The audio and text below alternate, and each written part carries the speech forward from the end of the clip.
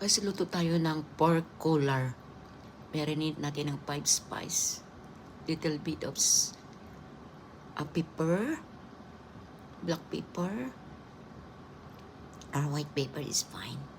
Then little bit of wine, Chinese wine, Shaoxing wine.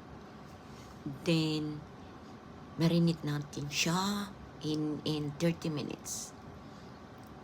Nilagyan ko siya ng cornstarch, egg, 1 egg. Then pina-fry ko siya, guys. Masarap, malambot yan.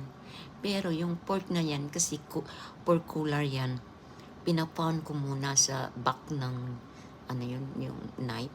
Tapos ininagay para siyang kasi yung collar kasi matigas yan.